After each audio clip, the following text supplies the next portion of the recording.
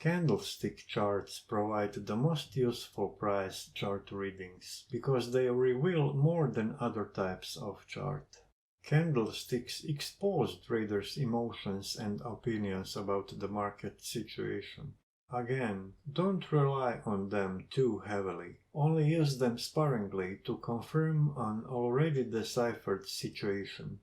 If their readings are in line with other indicators, use them. If their readings are counter to other readings, regard this situation as a warning signal and consider staying out until the situation becomes clearer.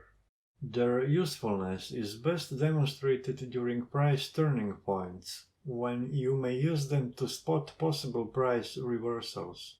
Candlestick charts consist of 4 price readings, namely open, high, low, and close, for any chart time frame.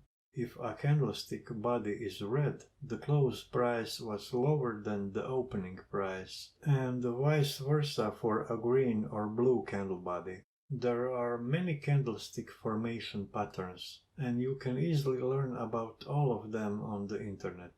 We will concentrate on some of the more useful ones. The first is doji, a trend reversal signal that shows the market is undecided about further directions. Open and closed prices are equal, which means that sellers are as confident as buyers. This may be a sign that further up or down moves are questionable. You may consider closing your position if you spot this reversal candle formation, but don't solely rely on its readings. The hammer may be another useful reversal formation, with a similar psychology behind it.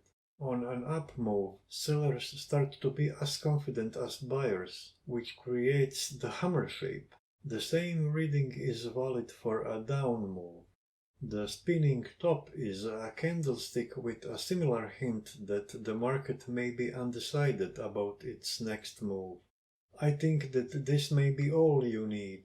Feel free to read about other candlestick formations, but don't rely too heavily on them.